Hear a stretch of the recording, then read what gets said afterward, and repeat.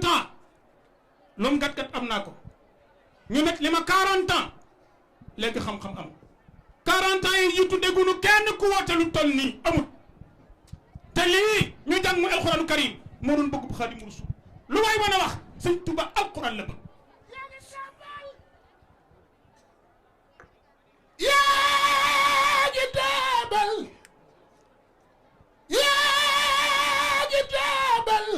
yaa kitaabal karim anta habibi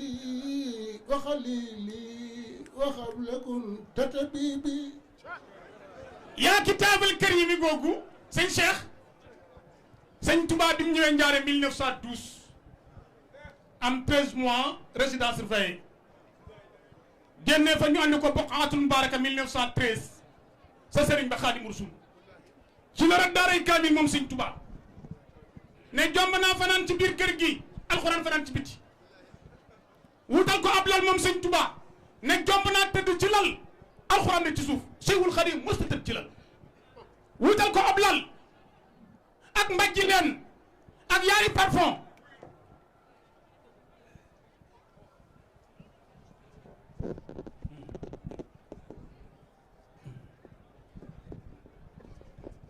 ne ba mu defee noonu ba noppi daa woo ñépp ne kenn ku nekk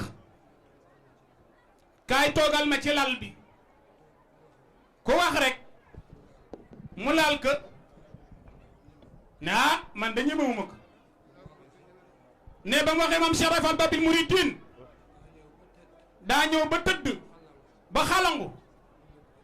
mu ne ko Ibrahima Fall lii nag mu ne xanaa xamoo ne yonent bi moo waxoon ne balaa ngay tëdd ci lal bii na la sa taalibe jiitu toog ci nga soog cee toog jaaraama maam Cheikh Rafal Babil Mouridine may sa duggi kumba fa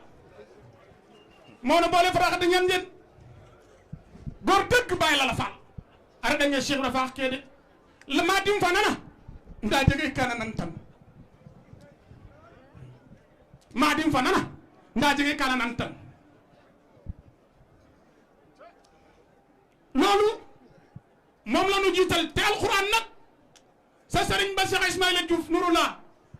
bàyyi fa lu njaay da koo dund da ko ne yaa kitaabal karimi